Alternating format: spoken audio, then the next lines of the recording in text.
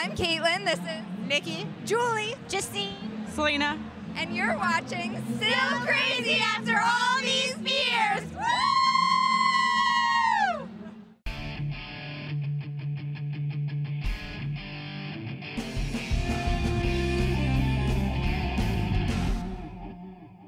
Still Crazy After All These Beers is brought to you by our friends at Michelob, crafting a better beer. And Porta Pong, the world's #1 best-selling inflatable beer pong table at portapong.com.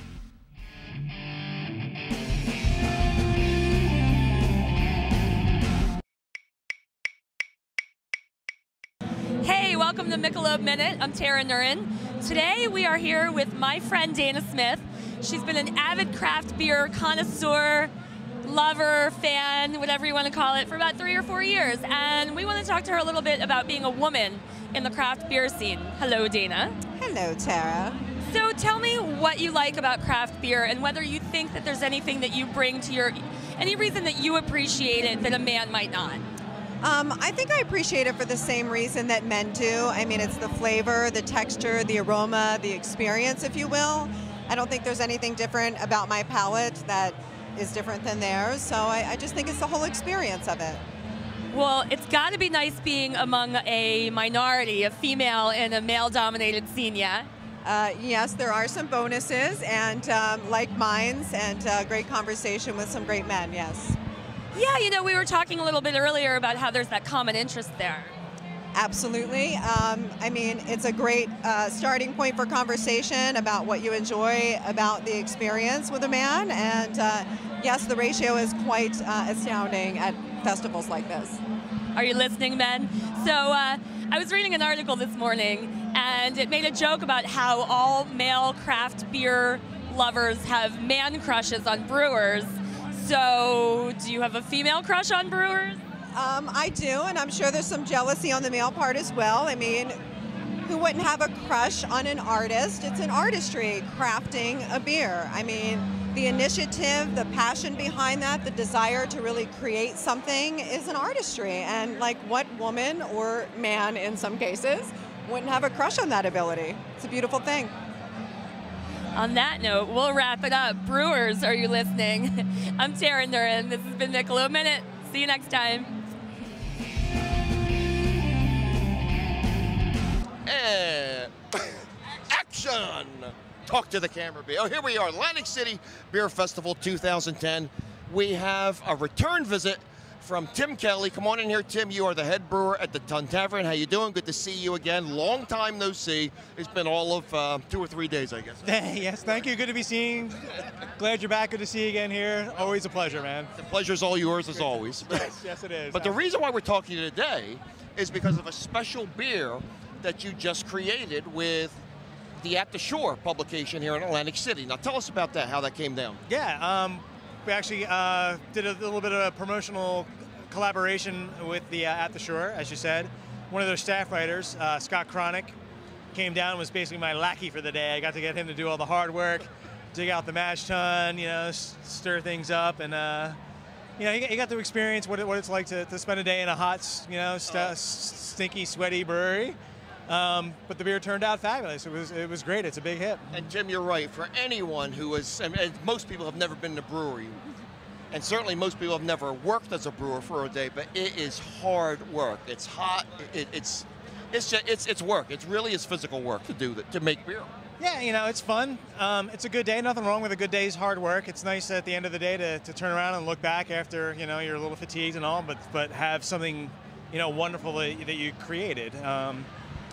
But yeah, you know, it's one of those professions where you're taking a shower when you get home as opposed to taking one before you go in. Well, the work scares me because I once had a callus almost break out, and we don't go down there with that. Anyway, let's talk about the beer that you made with Scott over at the Shore. What style is it?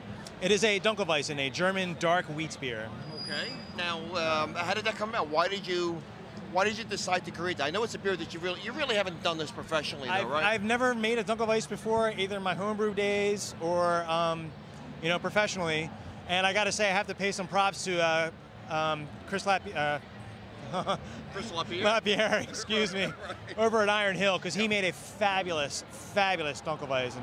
And it just was really an inspiration for me to give it a go myself. And Chris is a friend of the show. We've had him on, I guess, in early March, which was, it could be anywhere from several weeks to several months ago. We're not sure at this point, but Chris was on our show, and he's a great brewer, as all the guys and gals from Iron Hill are. They really do a wonderful job.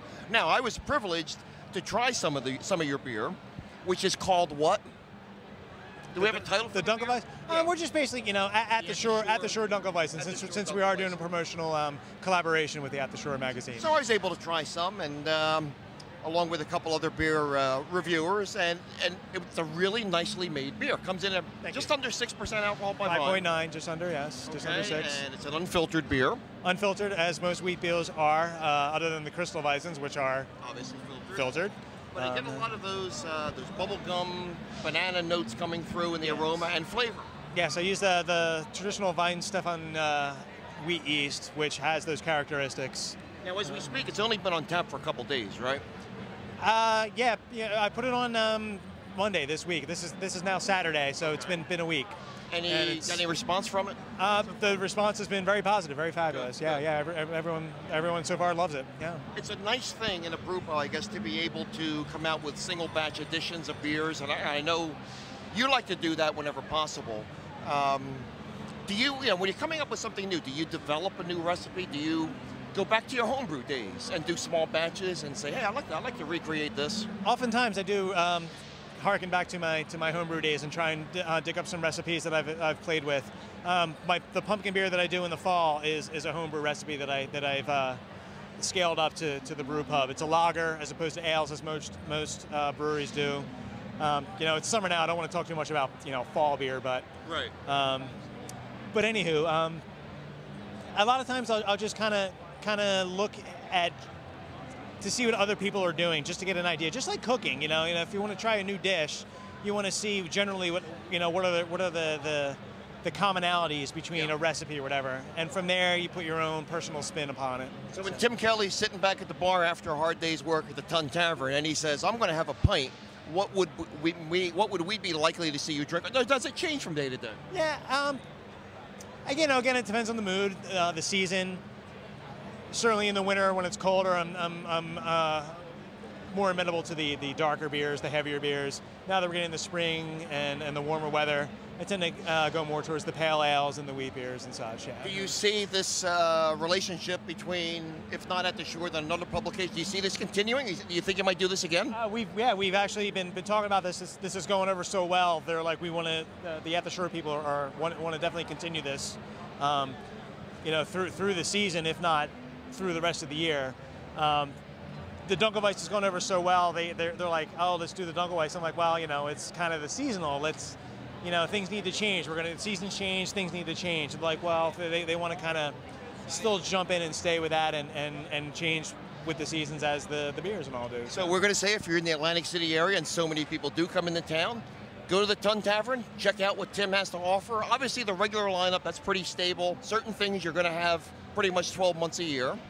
But then again, like you say, you're going to do the limited edition, special, seasonal beers, if you will, and always something new for people to enjoy at the Tun. Sure, yeah. Stylistically, we always have a pale ale, an IPA, and a stout, but I'm always tweaking those. The IPA is a wide range, and I have a large palette of hops to play with. So I definitely try and mix hops and try different flavors. It's still IPA, but sometimes things will be a little more grapefruit, a little more citrus, a little more pine, a little more this, depending on, what I feel like doing at the time. So. And that's up to you to decide. You're the guy in charge. Thanks for coming on. It's Still Crazy again with us. We hope to have you back on again at some future date. Pleasure's always mine. Cheers, my friend. And we'll see you next time on Still Crazy. Slash.